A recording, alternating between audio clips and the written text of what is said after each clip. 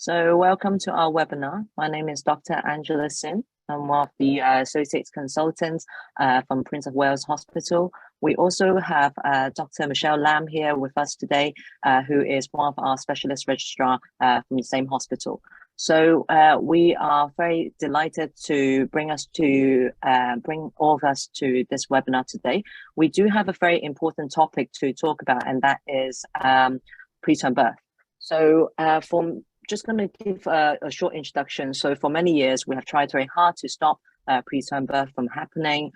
We have measures to identify those at risk of preterm birth, interventions to attempt to bring or to prolong pregnancy, and also predictive models for those who are about to go into preterm birth. So according to the WHO, 15 million babies are being born every year preterm. So it's a major contributor to our infants' morbidity and mortality. And in Hong Kong, we are lucky. So we do have a slightly lower preterm rates than the US or the UK. However, for each woman and family who has a preterm birth, every one of them can have their own devastating story. So we are very delighted to have a few speakers join us today to tackle the threat of threatened preterm labor. We're going to go into areas of prevention and also its prediction, and also then look into how the threat of threatened preterm then affects our babies who are born early. So our first speaker is Dr. Annie Ho, who will enlighten us on abdominal cerclage. So it is an area of subspecialist care, which in certain patients, it may be their only chance of a successful pregnancy. Following that, we do have Dr. Helena Watson from the UK. She's going to tell us about fetal fibronectin. She's going to tell us about CRIP app as well. Both Dr. Watson and fetal fibronectin are household names when it comes to preterm birth in the UK. I'm hoping that fetal fibronectin will make its mark in Hong Kong as well. So we're looking forward to hearing more about that later on. But for those who, despite everything that we do, will go on to then have a preterm delivery, in majority of cases, will then develop a very special relationship with their neonatologist. So it's because babies who are born preterm are often have multitude of complications requiring care from a neonatologist for a long period of time. So we are very grateful that we also have Dr. Genevieve Fung here, who will then tell us about the journey of those babies who are unfortunately born preterm. So to start off with, we do have Dr. Ho. So Dr. Annie Ho is a fetal and maternal medicine consultant at Prince of Wales Hospital, Hong Kong. She is an expert in the field of prevention of preterm birth. In 2015, she started the first preterm prevention clinic in Hong Kong. It's designed specifically for pregnant women at high risk of second trimester miscarriage or preterm labor, including with those women who have a short cervix or those with a history of cervical insufficiency. A large area of her work and research is providing preconceptual counseling for women who is at high risk of developing or going into preterm delivery in their future pregnancy. She's now one of the few obstetricians in Hong Kong who will give these women, these high-risk women, a chance of abdominal cerclage. I'm therefore delighted to have her here to provide us with an insight into this subspecialist area of preterm prevention. So let me pass you on to Dr. Annie Ho.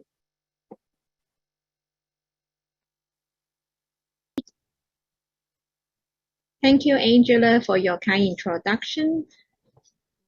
Let me share my screen.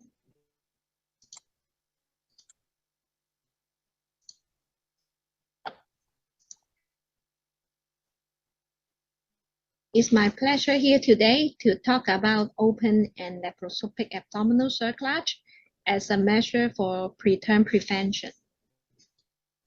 So, very brief introduction. Cervical cerclage refers to a variety of procedures that use sutures or tapes to reinforce the cervix in order to reduce the risk of pregnancy loss or preterm delivery. And cervical cerclage can be done typically through the vagina, The well-known would be the McDonald sutures and the Shiraka sutures. And today we'll concentrate on the less common approach, which is through the abdomen. We call it transabdominal cervical cerclage. So for transabdominal cerclage, it is typically placed at the level of internal os, which is the uppermost part of our cervix. So who are the candidates for transabdominal cerclage? It's reserved for patients with cervical insufficiency, for whom they are technically unable to undergo a transvaginal cerclage, such as those with extremely short or even absent ectocervix, such as the case here, amputated cervix, marked cervical scarring, or other gross cervical defects that makes TVC not suitable. Or it can be offered to patients with failure before, especially those who has at least one previous transvaginal cerclage, either history indicated or ultrasound indicated cerclage. And typically, researchers will exclude physical examination indicated cerclage because for those cases, for subsequent pregnancy, usually elective transvaginal cerclage should be offered prior to offering a transabdominal cerclage.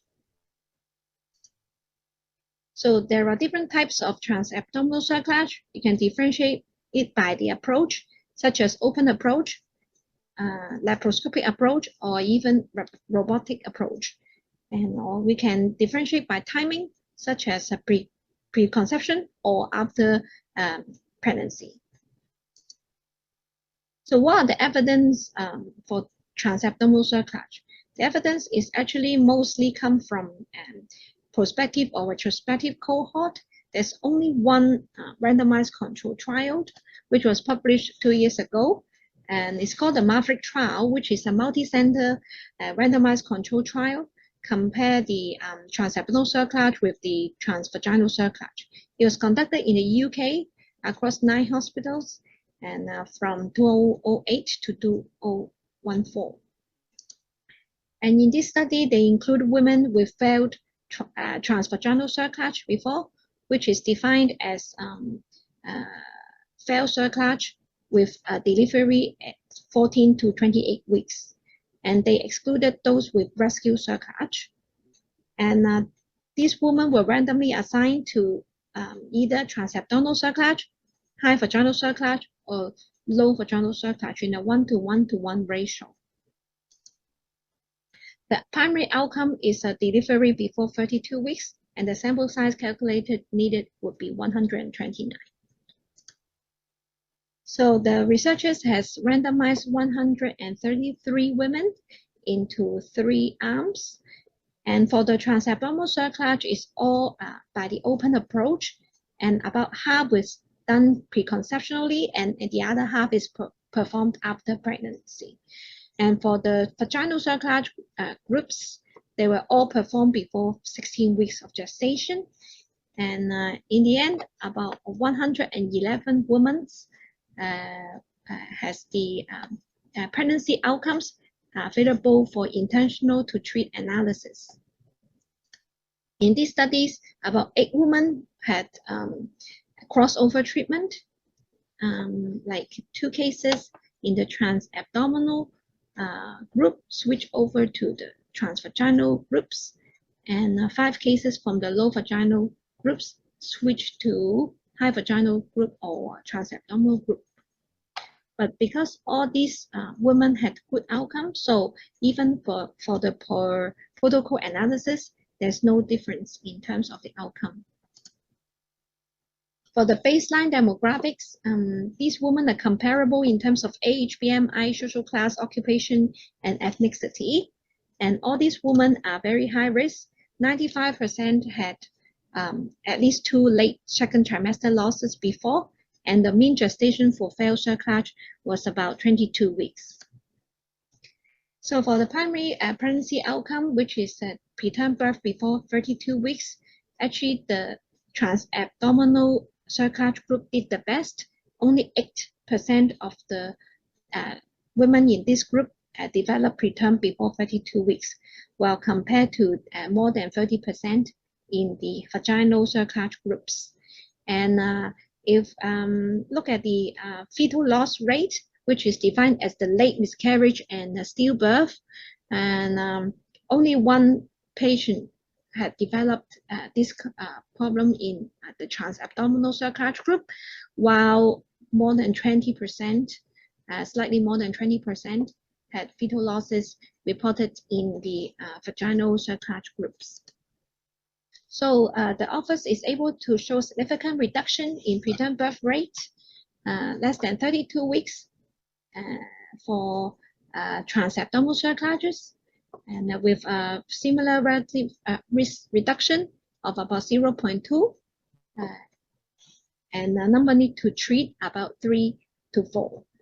And there's no difference if the authors compare the high vaginal surcharge versus the low vaginal surcharge groups.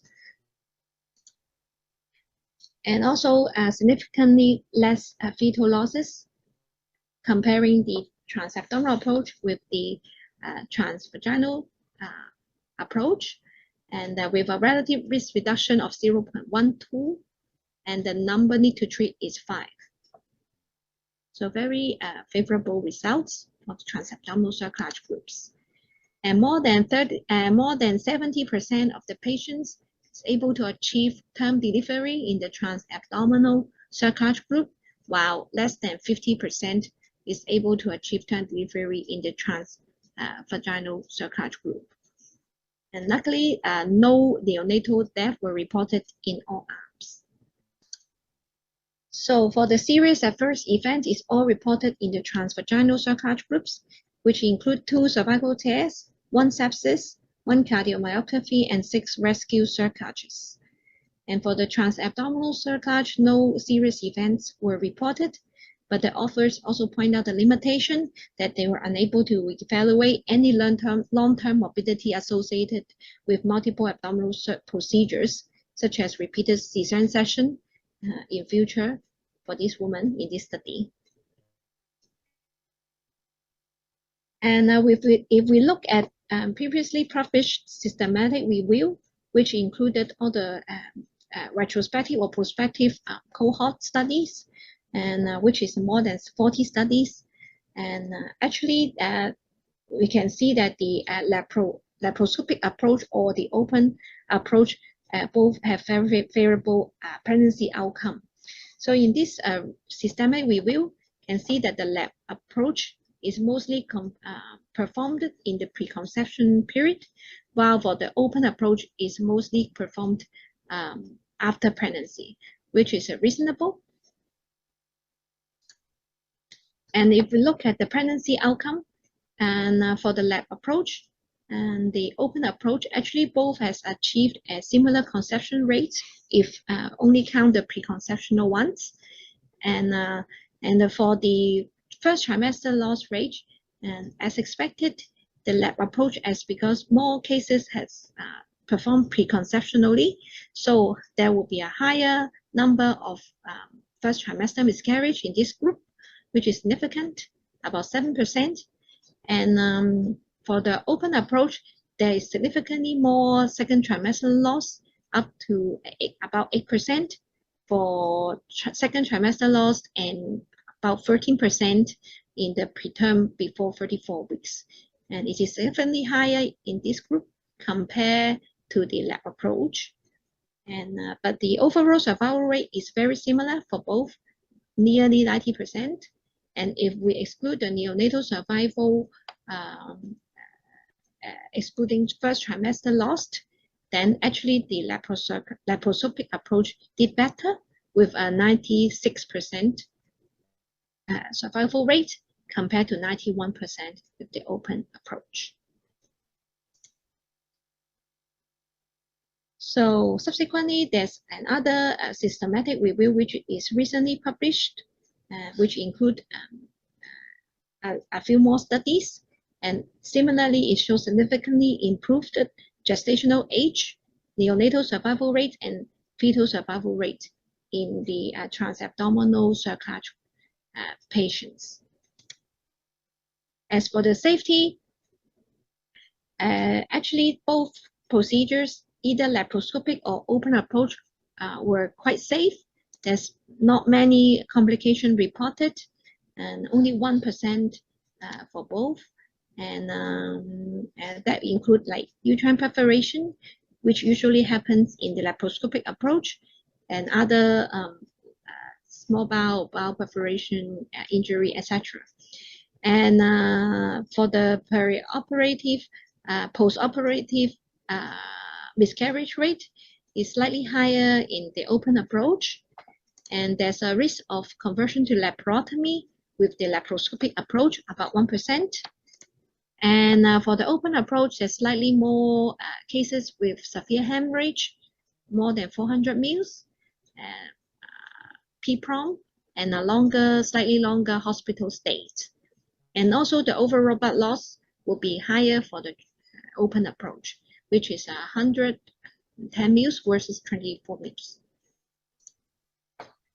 So with the relatively relatively good safety profile and effective in terms of pregnancy outcome, both NICE and the FIGO has recommended this in their guideline, that this transabdominal cerclage can be offered to women who have a previously unsuccessful transvaginal cerclage, or those with whereby transvaginal cerclage is not feasible technically. So for the operation per se, and in our unit, we perform the most commonly done would be the preconceptional laparoscopic cerclage. We do it in a simplified way, and we put the patient under general anesthesia and then in a lithotomy position, where we insert the Foley catheter, and then we measure the cervical dilatation with a Heger dilator.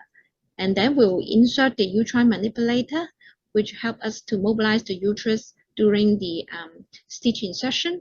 And we use a total 4 ports for the laparoscopy. And the tape we use is the mesonin tape RS22, and we will straighten the needle before we use it, put it inside the abdomen. And for the simplified approach, we do not dissect the bladder away from the uterus, and we insert the needle at the, as usual, at the avascular spaces on each side, just medial to the uterine artery. And we insert from posterior to anterior, and then we exit at the edge of the bladder fold, and then we tie the knot anteriorly. So this is a video of a case that we performed on our patients. So we can identify this is the usual sacral ligaments, and just above it would be the level of the internal os, about here. So we carefully palpate for the avascular spaces, and we'll need to use the grasper to guide our needle insertion.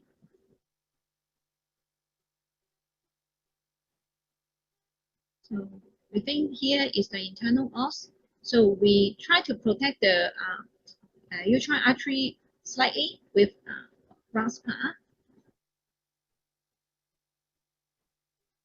And then the importance is to avoid puncturing the uterine artery, which can cause quite significant bleeding. In this case, we enter the avascular space here. So usually it will be very close to the cervical tissue, but not puncturing the cervical tissue. And then if the position is correct, then we can see the needle exiting anteriorly, just at the upper edge of the bladder fold. So at this level, the bladder will not be punctured.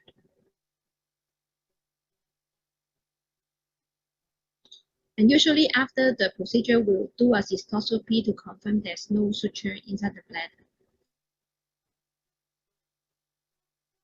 See I'm trying to show you the bladder fold here. We think that the position is good, then we will pull out the tape slowly. If the position is not good, then we can pull out the needle posteriorly and reinsert again.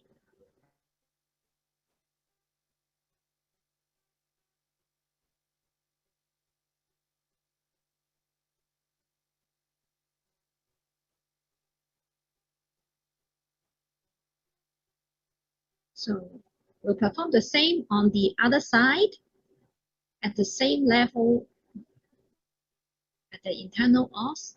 Again, we palpate for the uterine artery, and then we guide our needle insertion with our grasper and needle holder here.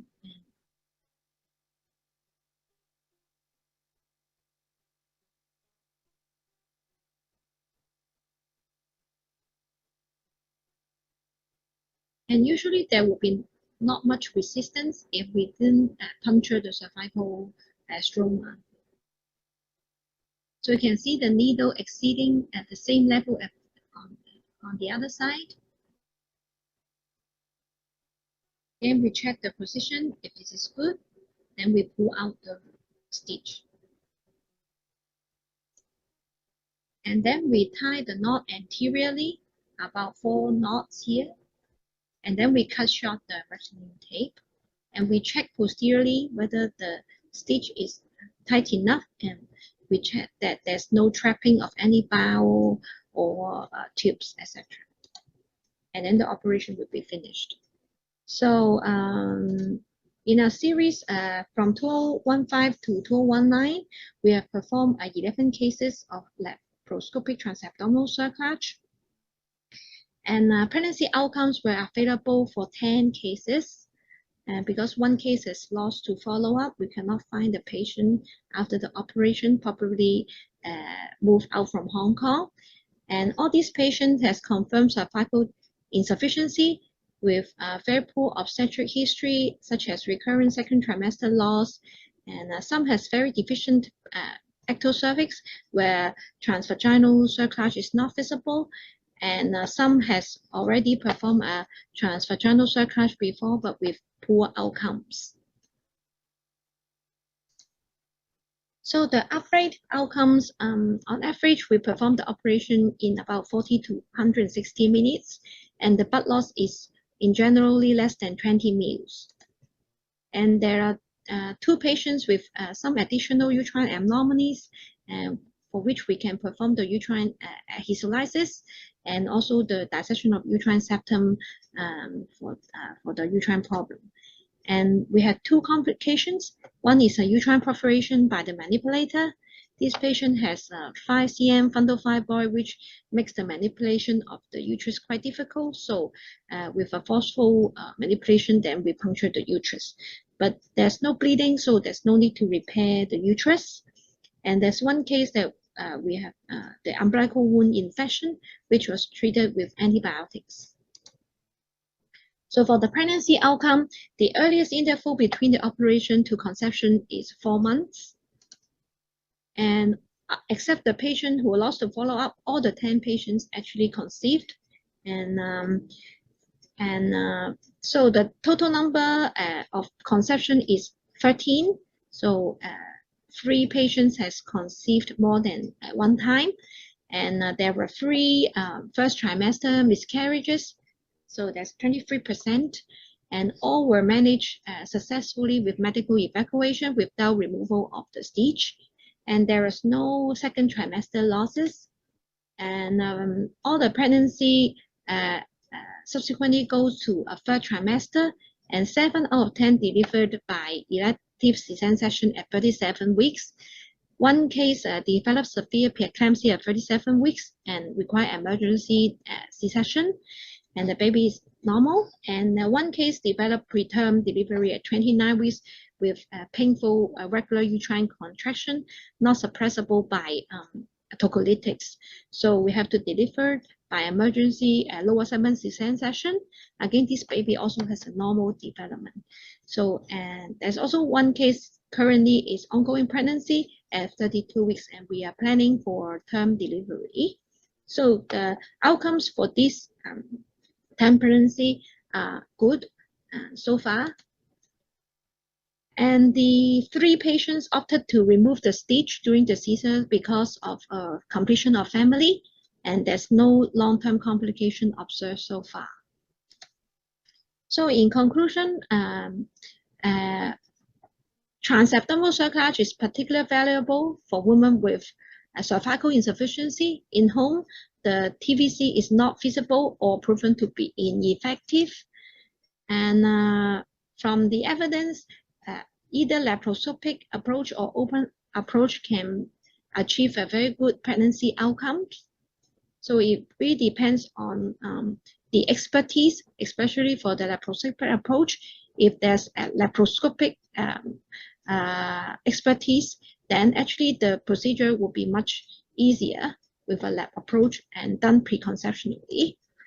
And the tape can be kept inside the abdomen until the end of reproductive life without causing significant morbidity to the woman.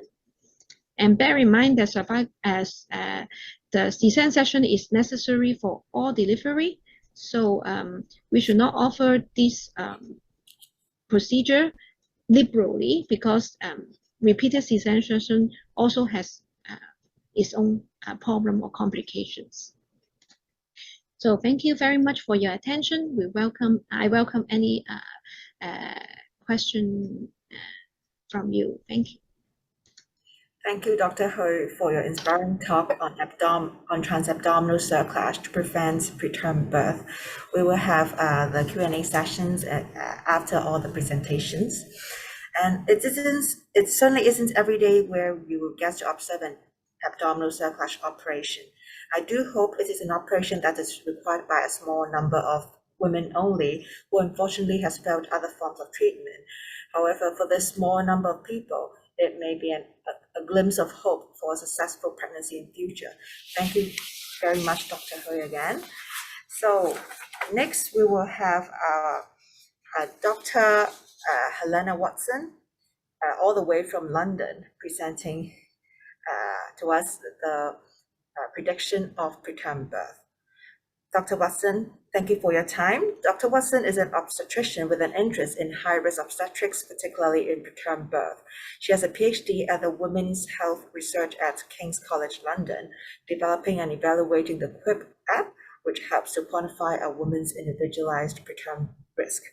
She has published extensively on the use of fetal fibronectin as a marker for preterm and how this can reduce unnecessary hospital stay and guide us to give steroids to mothers who will deliver. Because of the time difference and clinical commitments, Dr. Watson will not be able to stay for questions at the end of this webinar. However, she will be happy to answer a few short questions at the end of the talk if we have time. So thank you, Dr. Watson. Good morning. Can you hear me okay? Yes, we can hear you. Great. I'm just checking to share my screen. It's saying, who can share? All panelists. Let me just see. I don't want advanced. I just want to share screen. Here we go.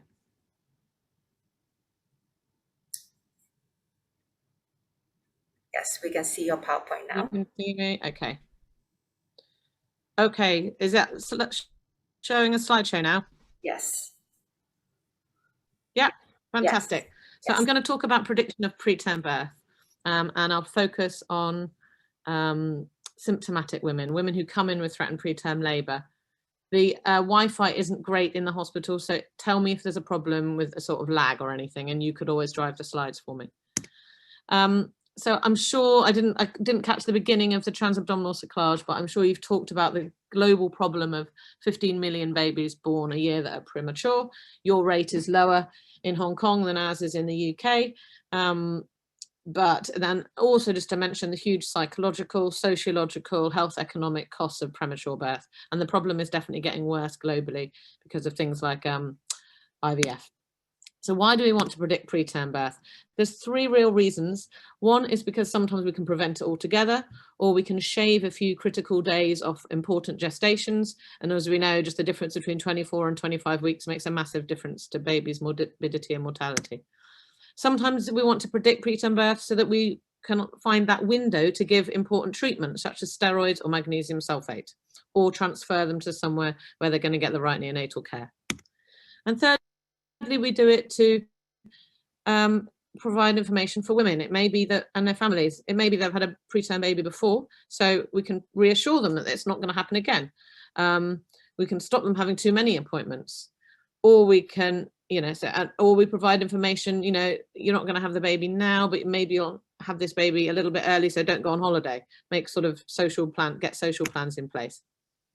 So regarding the middle one of those, targeting interventions for preterm birth, the way that my group, which is Professor Shannon's group at King's, think about this is, and others do, is into prophylactic and reactive treatments. And there's a bit of overlap, but the prophylactic treatments are mainly the ones we're giving in the preterm birth prevention clinics, that like your cyclage and your transabdominal cyclage, progesterone, pessaries. And then there's the reactive treatments, which are given to women who come in with symptoms like contractions, abdominal pain, and we think they're in preterm birth, there's signs of cervical change, so we give them the steroids or the magnesium, etc. And the reason why it's so difficult to predict preterm birth for those reactive treatments, so for the symptomatic women coming in the middle of the night, is that the incidence of threatened preterm labour is very high. About 9% of women will present in preterm labour at some point in their pregnancy, but only 2 to 3% of those will actually deliver within 7 days. So an awful lot of those women don't need to, they're in a false labour. And one of the reasons for it being difficult to predict is that we lump preterm birth together as one condition when it isn't one condition. It's multiple etiologies that precede preterm birth. And you guys know this. So twin pregnancies, uterine anomalies, this is more likely to be to do with something like uterine overdistension. There are women with true cervical weakness, but also there are women where infection is the predominant cause, or they have issues with progesterone action or vascular disorders. And stress, as we know, so the HPA axis also has a role. So what we need when we're sort of inventing or thinking about preterm birth prediction tests is a test where all of you getting far enough down the final common pathway that you can unite all of these different treatments, but early enough that you can actually get the treatments in place in time. You might ask, and I don't know exactly what your practice is over in Hong Kong, but it actually was advised by the UK guidance in 2015 that if they're less than 30 weeks, all women should be given treatments if they come in with threatened preterm labour. And those treatments include tocolytics, steroids, etc., as we've mentioned. The problem with giving everybody treatments is that the timing of treatments is important, particularly with steroids, which is the main life-saving drug that we know improves the chances of, reduces mortality and respiratory distress syndrome. But ideally, if you look at the WHO guidance, that it really needs to be given within 48 hours of delivery to have the true benefit. After that, even between 1 and 7 days, you might not get the mortality benefits weren't there. And after 7 days, the RDS benefits weren't there. So you need to target the right women, not just give them scattergun to everybody. Particularly because then you end up giving women who come back in preterm labour symptoms later on repeated doses, which has more issues for growth of the baby and particular brain growth. And, it's part of our mandate, isn't it? We first do no harm. We don't give everybody interventions who doesn't need them because they have fetal and maternal implications, these treatments, as well as steroids. The transfers do, the tocolytics do, they have nasty side effects for some women. And even things like magnesium sulfate, there's been studies looking that has increased spontaneous intestinal perforation rates, and it has maternal implications, let alone the service implications of women being on magnesium and sliding scales for steroids, etc. So they're all there in that table. I won't go through them in detail, but it's just to think that that's what happens and if you give treatments to everybody. So what are the tests for symptomatic women? They're similar to in the asymptomatic cohort, in the clinic cohort, but I'll focus on women in threatened preterm labour today. Cervical length, I understand you're very familiar with. Fetal fibronectin may be newer to you, and that's what my work has focused on. There's also actin partus and partusure, which have less evidence for them. Mainly they're ruptured membranes tests, and they're probably predicting occult ruptured membranes rather than actual cervical change. But there may, with more work, we might find out more about those. And the QUIP app is an app that we have developed in my group to help combine risk factors for preterm birth and the most commonly available prediction tools, which are cervical length and fibronectin. So in terms of the threat, most of the preterm birth prediction studies started off in the high-risk clinic women, in all the women that come into the tertiary units who are getting lots of cervical length scans. they're not representative of the women that come in the middle of the night, who are often more low risk. It's often their first preterm birth. So there's less studies, but the biggest one was done by, and you may correct me, but I think the biggest one was done by a group from King's College London, Nicolaides' team, and that included 510 women who were prospectively collected, and they found that a cervix of less than 15 millimeters, 44% delivered within 7 days, and if it was less than 5 millimeters, 80% delivered within 7 days. But when you look at a lot of these studies, you know, which cutoff do you use? Do you use 15? Do you use 25? Do you use 5? What do you use? Other studies have also shown that the gestation at which a woman presents will affect the negative predictive value of the test. And there's also issues with cervical length training globally, if not in Hong Kong, with accessibility of training to cervical length scanning, equipment issues. I can vouch for that in my unit, and you know, operator variability even between. If I do it, I often get a very different picture, and you may have experienced this between what a sonographer scanning and my own. So fibronectin has been around a long time, since about 1991, and it's a glycoprotein that sits in the choriovilus space on the membrane there. When we're talking about it to women, we say it's like a glue between the membrane and the edge of the cervix there. And it's found to leak out ahead of premature birth, quite well ahead of premature birth. So it gives us that window to intervene with our reactive treatments. One of the largest meta-analyses found a sensitivity of, oops, sorry, I've gone on, didn't mean to go on. I just meant to move this, of around 76%, specificity of 88%. This was using the positive negative threshold, where they use 15 nanograms per millimeter to guide whether it was a positive or negative test. And in particular importance is the negative predictive value. So we want to be able to, a woman that comes in with contractions or tightenings on a CTG, but you do a fibronectin and it was negative, that had a negative predictive value of 99% in multiple trials. So we could safely send lots of women home that didn't need to come into hospital and have steroids. And that's what's important. You don't want to miss the extreme preterm birth. Oh, sorry, back again. But actually this cutoff that was always used of 50 was found to have quite a high false positive rate. So we did some studies a few years ago in Professor Shannon's group, looking at changing that threshold and what difference that would have. So actually, even if you increase it to 200, you don't lose that much on your negative predictive value. And actually, again, if you add cervical length to fibronectin, you get even more value from this. So, for example, we could, in clinic quite often, I'll see a woman who's maybe had cervical surgery and her cervix is a little bit borderline, maybe it's 23, 24 millimeters, but she's got no other risk factors. If the fibronectin is persistently low, and you can see here, say a cervix of 25 millimeters and a fibronectin of less than 10, her risk of having the baby less than 30 weeks was only about, 4.1%. So these women, it might help you guide whether they need to have the prophylactic treatment such as stitch, as well as, stop them being admitted to hospital. So they're useful and they have synergies when you use these tests in combination. And what was found, so in a few years ago, Hologic started producing the quantitative version of fetal fibronectin on their machine. So you got the number as well as a positive or negative. But people didn't know what to do with these numbers to start with, and they just kept saying, well, if it's 49, it's negative, and if it's 51, it's positive, which you can see, there's not much difference there. That's a bit nonsensical. And it's because there's a linear relationship between fibronectin and preterm birth, just as there is between cervical length and preterm birth. So that's the problem. If you bring thresholds in, it doesn't appreciate that linear relationship. And the 15 nanogram cutoff was just chosen as a balance between sensitivity and specificity. But these might not be equally weighted in practice. It depends on your situation. We use other tests in a similar way, like hemoglobin. In some settings we might transfuse, and in others we wouldn't. It depends on the situation. That's why we often don't have a strict cutoff. So a variable threshold better reflects individual patient circumstances and different treatment options. So that's why we invented the QUIP app. So that uses the fibronectin and the cervical length. But it also, what it was, and we've published fairly extensively on this now, it's a multivariable regression analysis and done with our statistician there. And it includes around 6,000 women who have come to our clinics over the years, and not just our clinic, all clinics across the UK.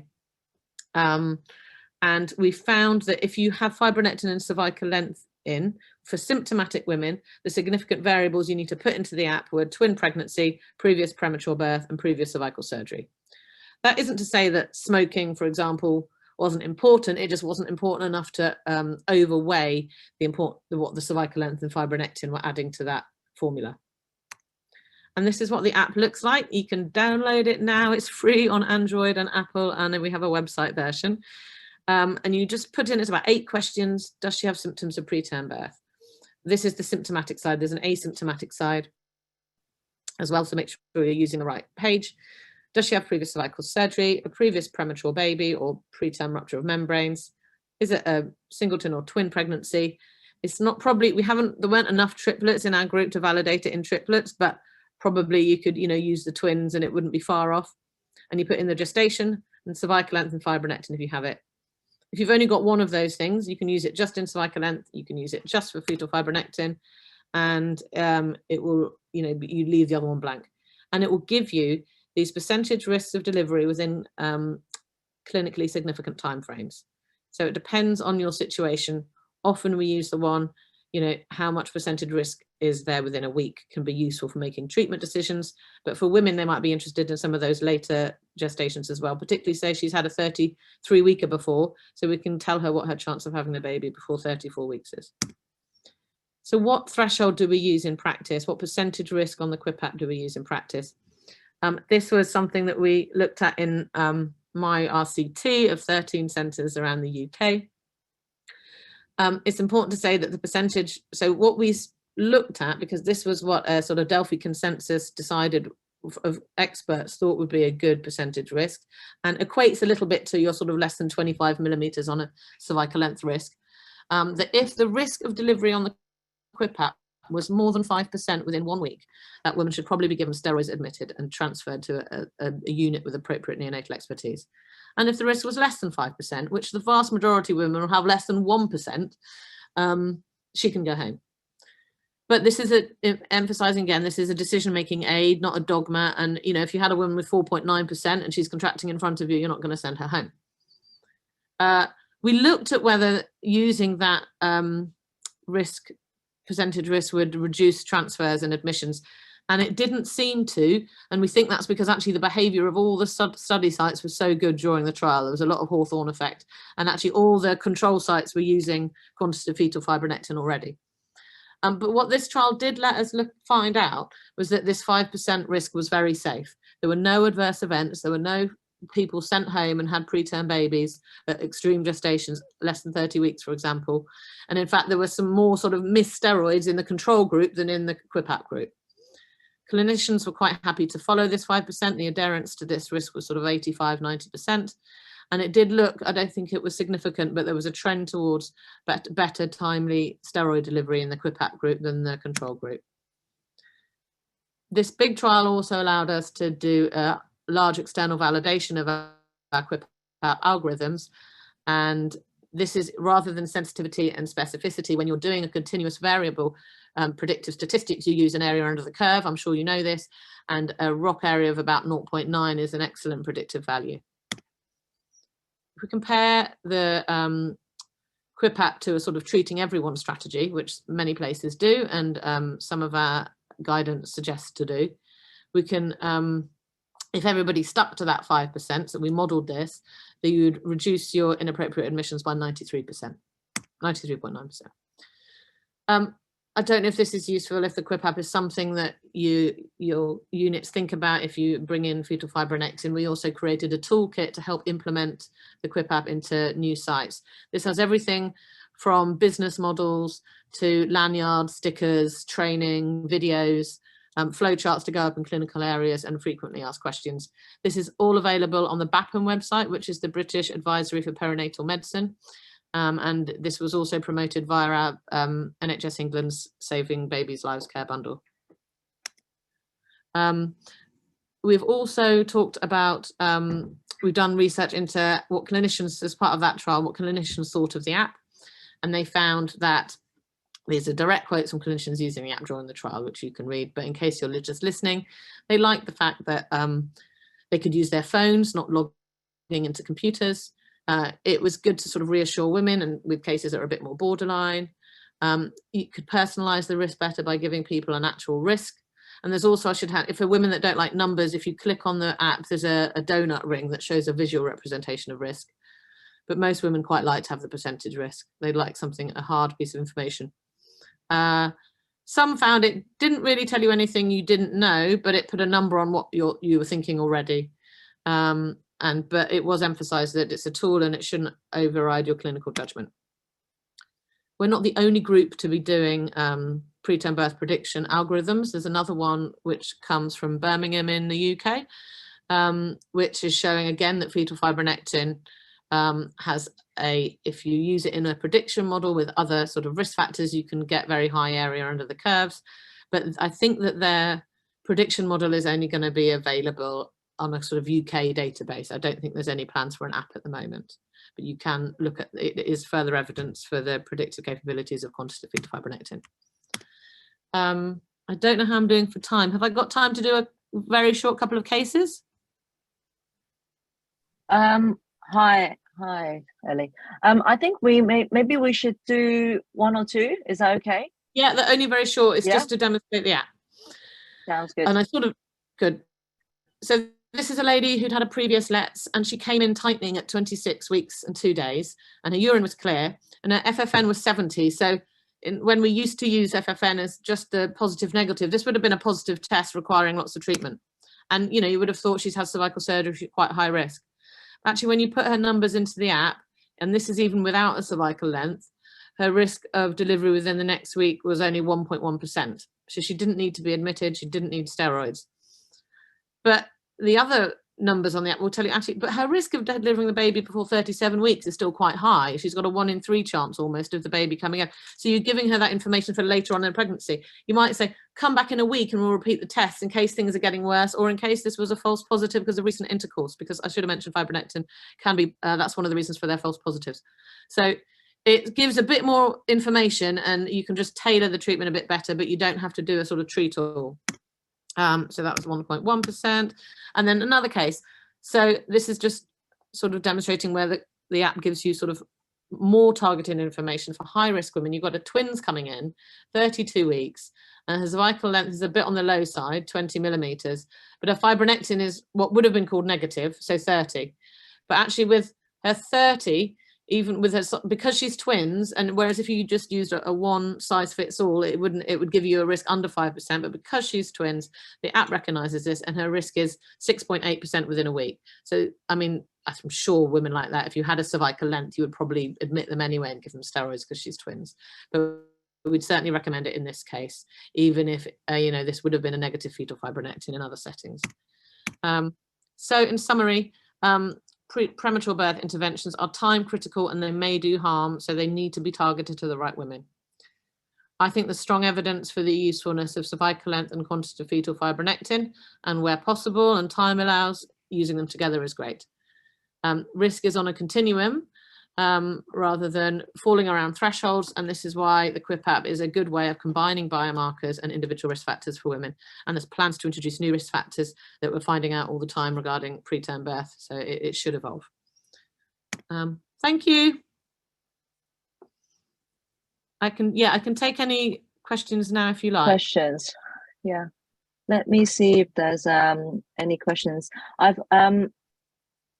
I have said that you're happy for questions later on as well, because I think because we are not currently using fetal fibronectin, so I think it probably takes some time for people to process what you have presented just now, and then maybe we'll give you some questions later on. The Wi-Fi in the NHS is definitely better than previously. You have managed well there, but I think it's very interesting because obviously, because we're not using fetal fibronectin, when I left the UK, we were not using quantifiable fetal fibronectin, and now we've moved on. And a few consultants who I've spoken to has said that now we are, obviously we are reducing the number of preterm birth slowly but surely, but also actually those who we cannot stop them going into preterm birth. Now they are auditing the timing of steroids and the timing of magnesium sulfate, and that's probably more important in terms of what can the CRIP app or what can the fetal fibronectin bring us, whether we can correctly time our steroids and correctly time our magnesium sulfate. You mentioned the 5% cutoff. That obviously seems very acceptable for women in the UK to then say, okay, well, that's okay, I'll go home and I feel quite safe that I won't deliver. I think it'd be interesting to find out whether that 5% is an acceptable number for Hong Kong, for example. Yeah, I think, what I'd emphasize that two things. Yeah, I think the steroids question is the numbers from some of our good units who are being scrutinized during studies was that actually only about 20% of people get steroids in the right time window. And what drives me crazy is this word of, is she steroid mature? What do you mean steroid? Well, this is something they've started saying in the UK, steroid mature, which can mean she had it 6 weeks ago. And have they had it within 7 days, and ideally 48 hours, but within 7 days. So there's that. And I'd be interested to see how Hong Kong are doing on their audits. Do share that, because we're not doing well at it, even in the tertiary units with preterm birth experts. And the second thing regarding your percentage risk, even if you wanted a 2% risk on the CRIP app, you would still be discharging vast numbers of women. Because when you use the app, you'll find that I can't give you the exact numbers, but vast majority, 70–80% of women have a less than 1% risk if they don't have other factors for preterm birth. So there's that. So 5% is in a way quite generous, but as I say, using that, there were a couple of times in the study which had nearly 3,000 women in it that it was the app gave a low risk and the women did deliver, but clinical judgment overrided it in a real sense. So the woman had something else going on that those couple of times that the app didn't get it right, the woman still had steroids and everything because other things were taken into account. So that was the sort of real world assessment. Okay, because we're pressed of time and we'll let you go back to your clinic, I'm going to move on to our next lecture. So this ties in very nicely with our next talk as well, because we are going to move on to talk about the outcomes of babies who are born prematurely. Our next speaker is Dr. Genevieve Fong, who's joined us in 2021 at the University Chinese University of Hong Kong as an assistant professor in pediatrics. She's heavily involved in child health promotion and has a special interest in and passion for late preterm infants as well. So she has published on maternal conditions affecting preterm infants. She is often directly involved with the care of the babies that are born prematurely on our unit. So we are quite delighted to have Dr. Fong here today, who will give us an overview of the outcome of babies who are unfortunately born too early. So I'll pass on to you, Dr. Fong. Oh, thank you very much, Angela, for the kind introduction. Let me share my screen first.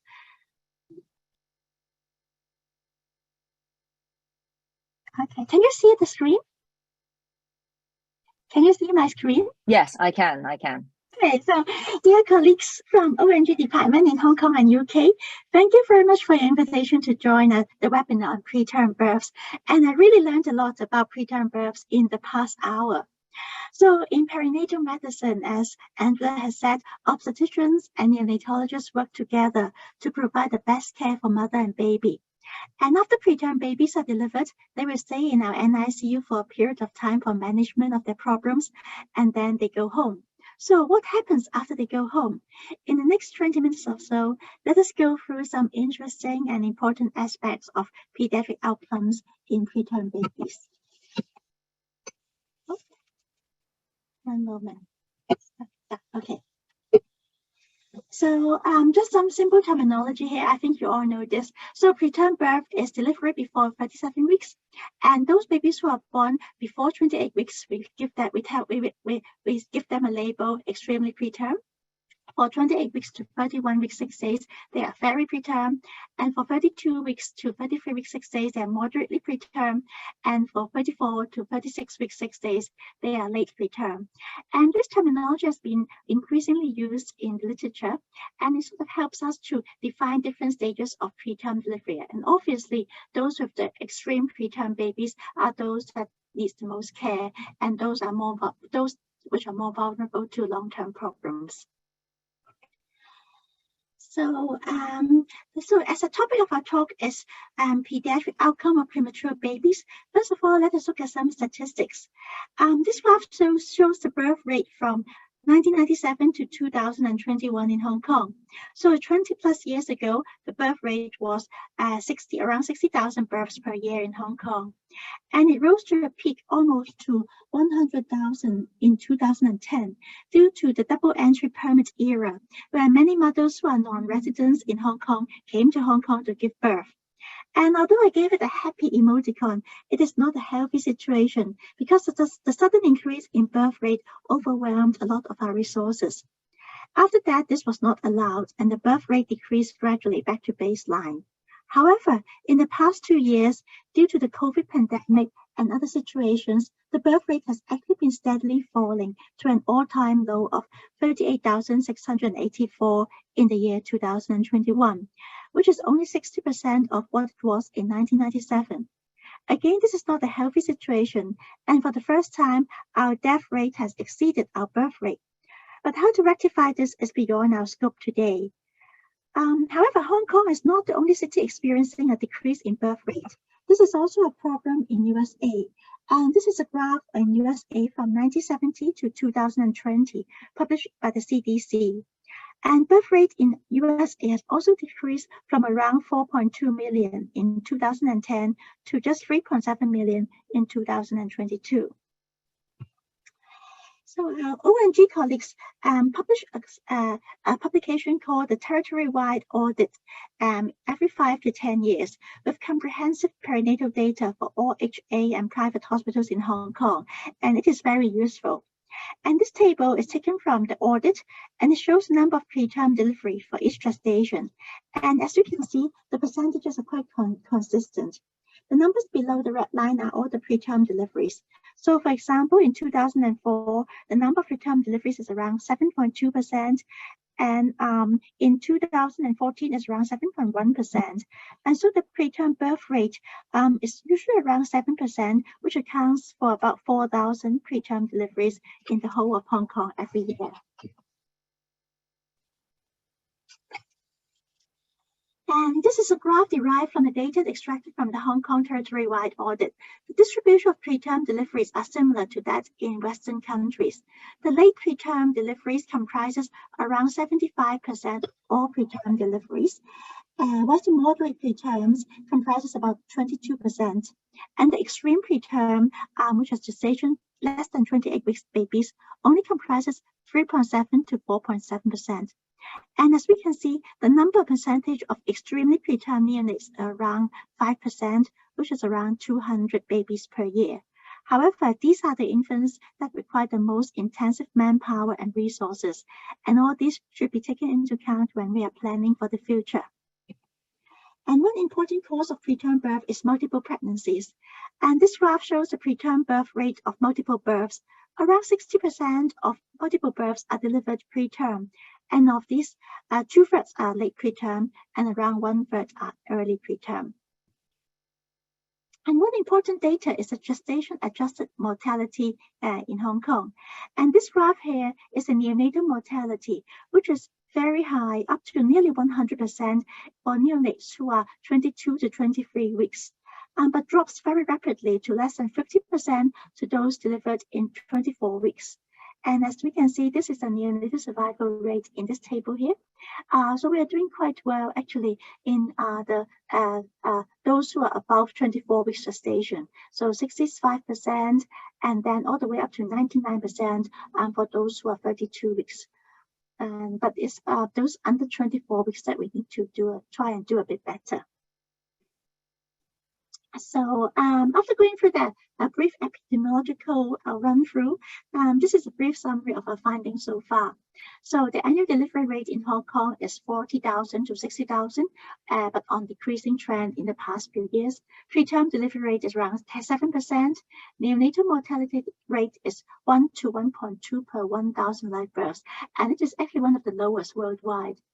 The estimated total number of preterm births delivered in Hong Kong is around 3,500 to 5,000 per year. Late preterm around 3,000.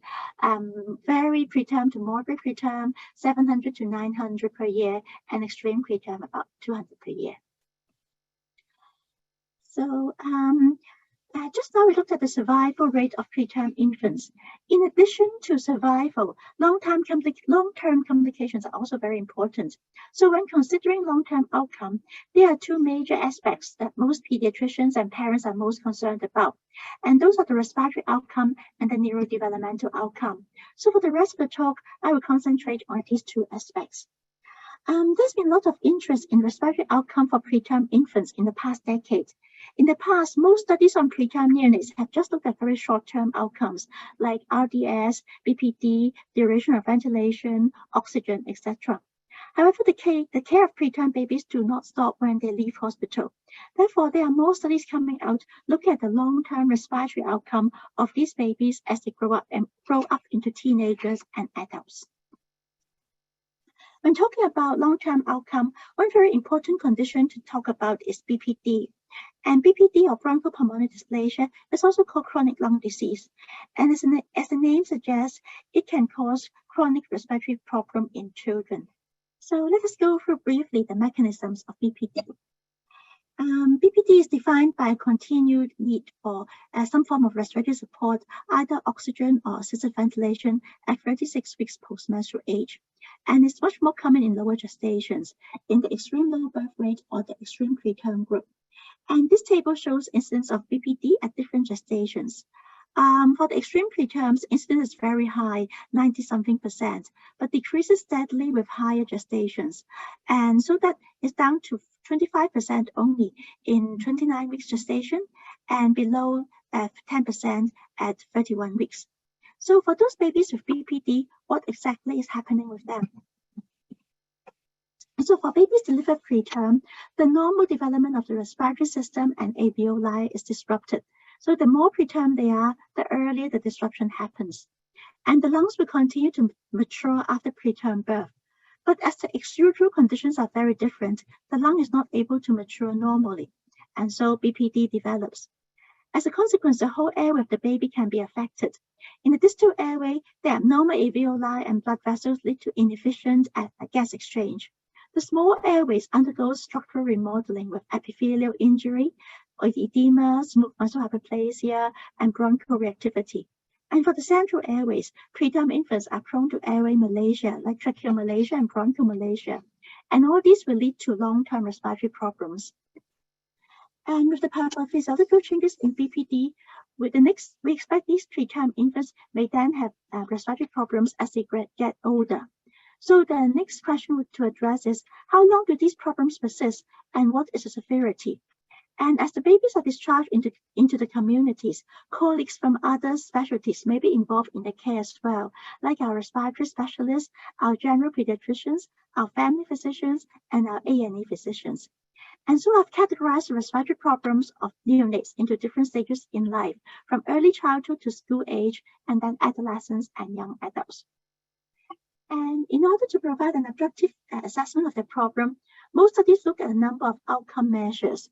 And so objective respiratory outcome measures, how many that we use, include the number of wheezing attacks that they have, the number of hospitalizations they have due to respiratory complications, their doctor visit, clinic visits, the need for respiratory medications, oxygen, and the spirometry results. And so let us look at some studies on respiratory outcome in the younger age group. This is a European study published in 2015, looking at preterm children with gestation 24 to 30 weeks, which is in the extreme preterm and very preterm category. And the recruited children were categorized into one group with BPD and one without BPD, and one group of controls, which are full-term baby children. And outcome include wheezing in the first 3 years of life. And they also the authors also compare spirometry. And as we can see, 60.9% of children with BPD had wheezy attack in the first year, compared to 24% in the non-BPD group and 15% in full-term children.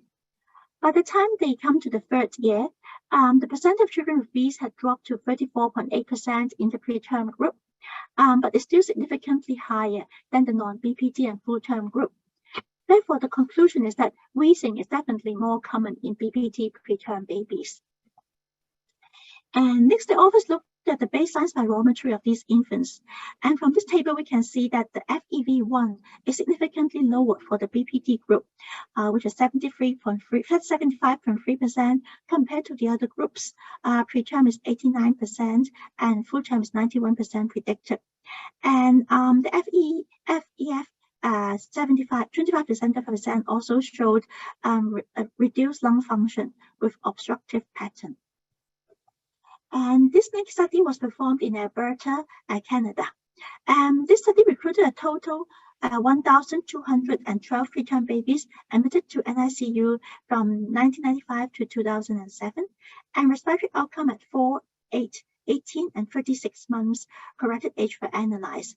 And the outcome measures they looked at were hospital admissions, respiratory tract infections, use of oxygen, and use of respiratory medications. And these are the results. There are 442 children with no BPD, 144 with BPD, and 444 with BPD on chronic oxygen. So the BPD with chronic oxygen group is a sicker group of infants.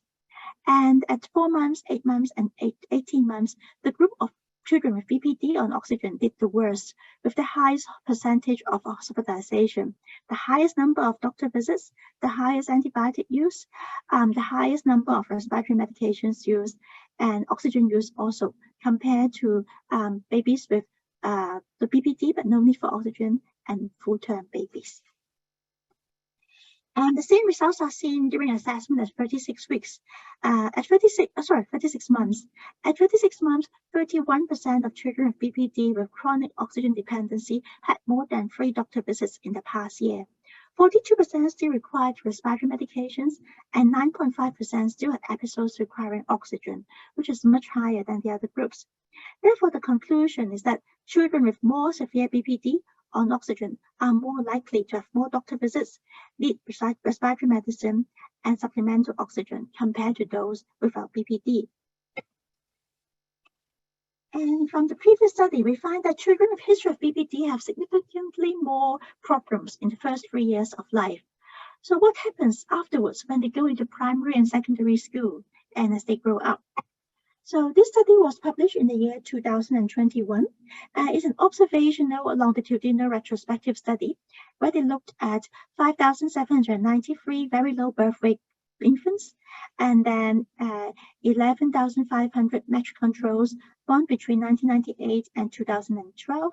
And they compared the pulmonary outcomes, including respiratory illness diagnosis, medications, office visits to the pulmonologist or cardiologist, or composite respiratory morbidities, combining all parameters. And this table compared the very low birth weight cohort with the full-term cohorts from less than 1 year to 18 years. The very low birth weight cohort has significantly high incidence of adverse outcome for all categories compared.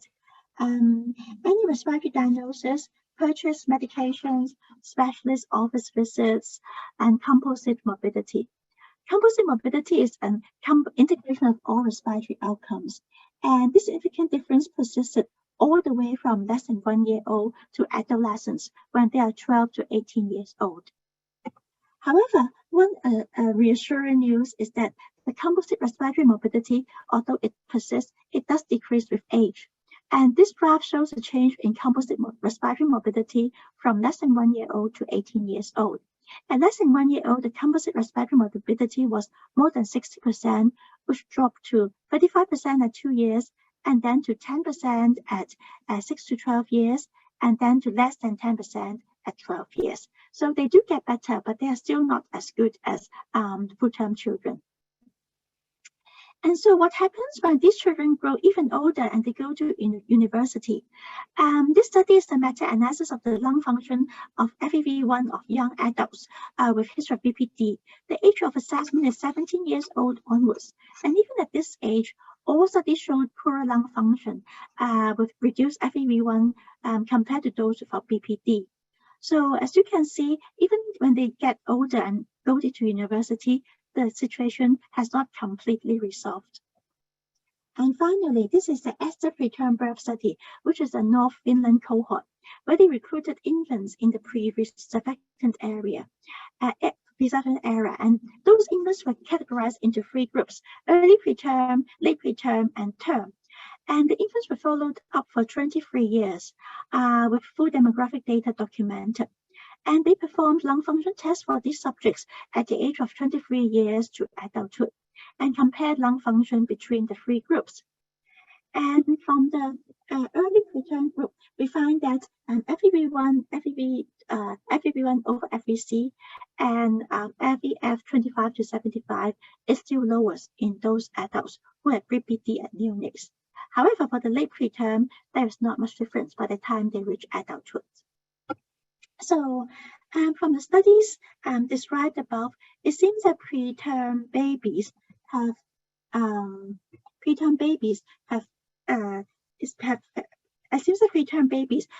more severe problems compared to those who are late preterm.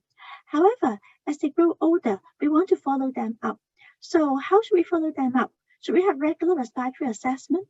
What about spirometry? And what about medications like inhaled steroids or bronchodilator therapy? What about RSV prophylaxis? And should we follow all preterm infants or just the extreme preterm ones? Previously, there were no guidelines available. However, now recently, there's a European guideline published just 1 year ago on recommendations on follow-up for preterm infants. And let us look at these recommendations. So this group recommends that we should do for very specific investigations like lung imaging, we should only do for subgroups only who have severe BPD or whose symptoms are not resolving. However, they would suggest monitoring with lung function as the child gets older. Treatment with bronchodilators could be optional for subgroups. However, if the child is stable, there should be no treatment with inhaled or systemic corticosteroids. And for oxygen saturation targets for those babies who are going home with oxygen, they will suggest supplemental oxygen with saturation target of 90 to 95%. So from the studies above, we have looked at the respiratory development of preterm babies. Another very important aspect that we want to look at are the neurodevelopment in preterm babies. A lot of mothers would ask us when the babies go home, would my child have normal development or would he be handicapped? And so can we predict which babies have a good outcome and which babies have poor outcome? Before we do that, let us look at the human brain physiology first. The human brain grows rapidly from 20 weeks gestation onwards. So at 24 weeks, the human brain weight is only 30% of what it is for the full-term infant. By 28 weeks, it's 40%, and by 32 weeks, it's 60%, and by 34 weeks, it's 70%. So therefore, imagine that for preterm delivery at 24 weeks, the brain still needs to double its weight before it can reach term size. So anything that happens in this stage can cause very detrimental results. And the brain also undergoes rapid maturation from 20 weeks onwards. So at 20 weeks, the brain is still very immature with 90% pre-oligodendrocytes, which are not yet differentiated. By 28 to 35 weeks, we are seeing more oligodendrocytes, about 30%. And by 36 to 41 weeks, the ratio is 60% to 40%. So as the brain is developing, different events in several white and gray matter development, including oligodendrocyte differentiation, gyration, myelination, synaptogenesis, axonal elongation, they all follow different sequences of maturation, usually during the last half of gestation. And maturation of the white matter is not yet complete even by late preterm. So therefore, even late preterm infants are vulnerable to development of paraventricular malacia, which would then lead to adverse outcome. And one very important outcome that most of us would look at is the IVH, or the intraventricular hemorrhage rate. And the higher the grade of IVH, the worse the prognosis. So grade 4 IVH would carry a very poor prognostic outcome. And a lot of outcome analysis would look at these in preterm infants. And this is the ANZ-NN, or the Australian New Zealand Network data for 29 weeks. For neonates at less than 24 weeks gestation, the incidence of grade 4 IVH is actually 26.7%, which is we want 0%, right? So 26% is still quite high. However, good news is that it drops rapidly as the child gets old, as the gestation is older. So for 25 weeks, it's only 10%. And by 30 to 31 weeks, it's almost non-existent. So, and however, a lot of the results of IVH also reflects on the state of the baby when he's born, and also any neonatal or perinatal events that the baby encountered. And so this is something that we'll try to hopefully to prevent as we know more about preterm birth, and as we know more about the physiology of the baby. So for these preterm babies, if they have a very stormy neonatal course, what will happen when they get older? Will they be very handicapped and be wheelchair bound, or will they be very active and lead a normal life with no problems? Will they have lots of problems with learning, or will they just do well at school and have no problems at all? So let us have a look at the results. So long-term neurodevelopmental outcome, we look at a few different specific outcomes usually when we do outcome measures. And one is cerebral palsy rate. Others we want to look at would be neurodevelopmental impairment, like IQ and intellectual disability, learning disabilities, hearing or visual impairment, ADHD, or autistic spectrum disorders. And these are the problems that you may not detect when the baby leaves hospital, but you will find when the baby gets older or when he starts going to school. So these are actually quite important outcomes as well. However, there's been a lot of literature published on these aspects, and we find that if you try to look into PubMed and you type in neurodevelopmental outcome and preterm, you come up with a total of 2,000 plus results, which is really a lot. Okay, so there's a lot in literature going on about what's happening with these babies. So how do we look through these 2,000 something results and find what the results we want to look at? Actually, when we look at the number of papers published, we find that there are a number of limitations to current data. First of all, the evaluation tools that people use are variable and also varies between different countries. So USA may be using one tool, whereas Australia, UK may be using another one, and China, another one, Hong Kong, another one. So the most common tools that people use or investigators use are the Bayley scales of infant development. And there are also other tools that are used as well. And many evaluation tools, especially when you come to learning and academic abilities, there are a number of tools. And also for different studies, they use different methodologies. And as these are long-term outcomes for school-age children, a lot of loss to follow-up also occurs. And as the child grows older, there are many confounders in the environment, which may also affect the outcome and academic performance. So looking at long-term outcome is actually not as easy as we think it is. So given the heterogeneity of the studies, let us look at some larger scale studies or multi-center studies. For example, this one study looks at 20 population-based registers in Europe and look at 1980 to 2003. And the trend analysis were conducted for 4 groups of infants, those very preterm, less than 1 kilogram, 1,000 to 1,499 kilograms, 1,500 to 2,499 grams, and then more than 2,400 grams. And then if we look at the prevalence of cerebral palsy, this is a significant drop in CP rate from 1.9 to 1.77 per 1,000 live births over the 25 years. And let us look at the different groups. For the neonate, the normal birth weight group, there's no significant change. However, for the moderately low birth weight group, the prevalence had dropped significantly from 8.5 to 6.2 per 1,000. And for the very low birth weight group, it's also dropped significantly from 70 to 35.9 per 1,000 live births, which is very good. However, for the extreme low birth weight group, seems to be no change at all. And then this final study looks at the systematic review of neurodevelopmental impairment as a complication of prematurity. And the outcome of extremely preterm infants are assessed. And this systematic review looked at 2,400 articles. And then for 69% of them fulfilled the criteria for analysis. And 24 of them came from USA, 25 from Europe, and 20 from the rest of the world. And they looked at the prevalence of cerebral palsy and neurodevelopmental impairment compared between these different groups and different countries. And what did they find? For the extremely preterm infants, for USA, the prevalence of any neurodevelopmental delay from 18 months to 2 years is 8 to 59%, 2 to 5 years is 11 to 37%. For the European groups, for the 18 months to 2 years, the prevalence is 10 to 13%, which is lower than the USA group.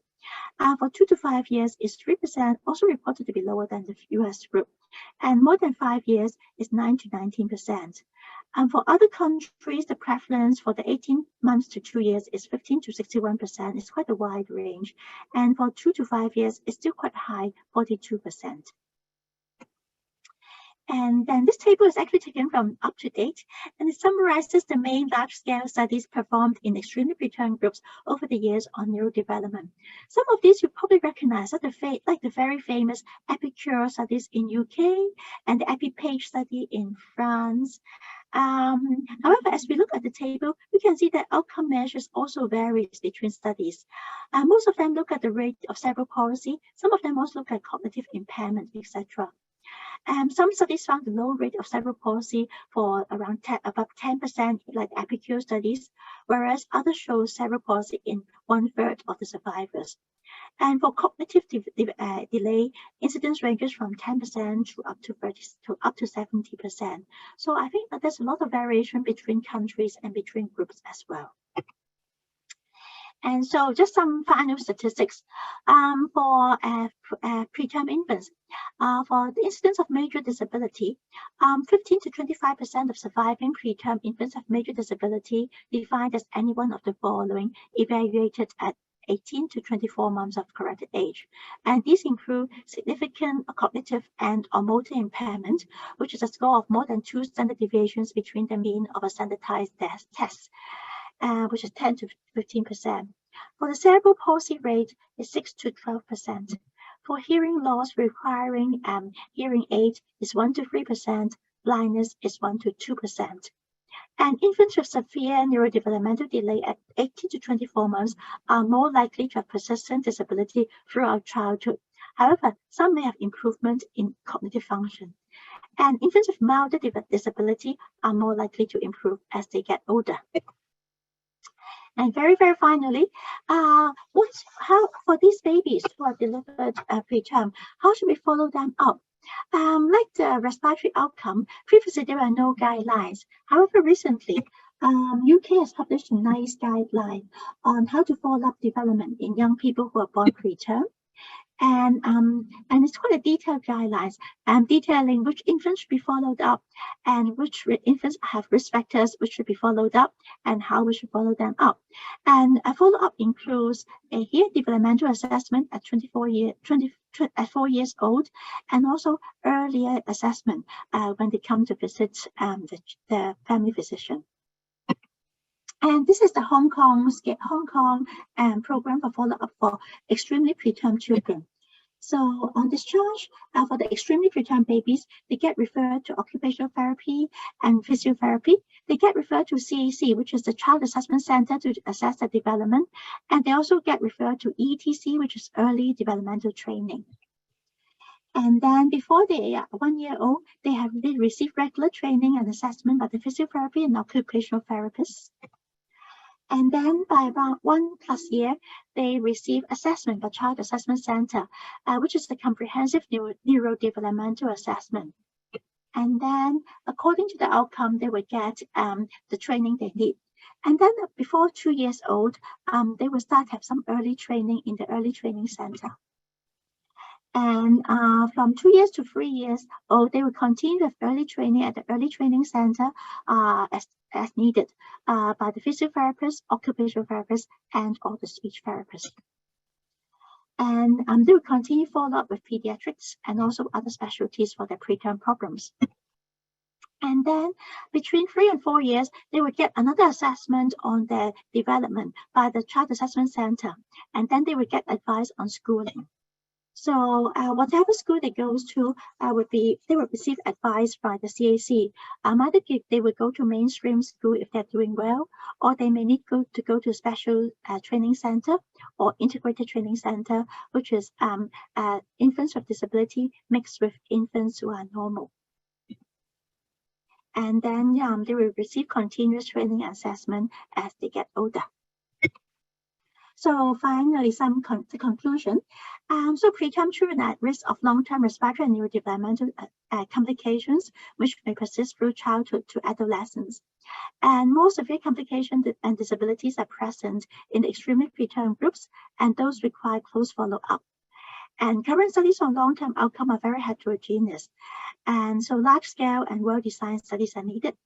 And multidisciplinary support and collaboration is very important in the management of these preterm infants. So that's the end of my presentation. And thank you very much. And I welcome any questions. Thank you, Dr. Feng. That was a very lovely talk, and it gives us an idea of the journey once the baby is born prematurely. So it ties it very nicely with, the reason why we need to give steroids at the correct time, because of the lung development, and also magnesium sulfate, obviously, for the neurodevelopment. We do have a few minutes for some questions. If there's any questions on the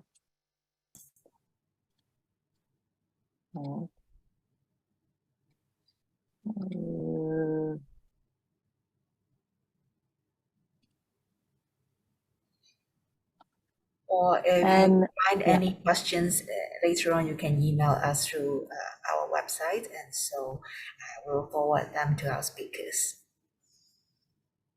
Yeah, I think that might be better. So thank you very much to all our speakers today for the lovely webinar. I think it ties in all of our preterm prevention, prediction, and also outcome very, very nicely. And if we have any questions, we'll forward them to the speakers to see whether we can discuss further, because obviously there's some newer things that we would like to bring into Hong Kong. So thank you very much today, and thank you, Michelle, as well. Thank you. 1 second, we have one more question just before we close. We just had a question in on for Dr. Feng to say, is there any insights on the kidney disease in adulthood ones for babies who are born prematurely? This is a very good question. For preterm babies, especially with the extreme preterm, they sometimes have kidney problems when they're in the first few weeks of life, likely because of a very stormy neonatal course, and they may have fluctuations in blood pressure, which may then cause abnormalities in kidney perfusion, and they may also need some antibiotics, which may be nephrotoxic. So some babies, we find that they do have some renal impairment when they are young, when they are smaller. However, most of them, they get over the renal impairments as they get over the stormy neonatal period. So it's not very common to have renal problem persisting into adulthood as they leave hospital. However, this is also an area that has not been very well studied. So I don't think there are that many studies following young babies into their university or teenage years, looking at their renal function. But so far, no major report of kidney impairment.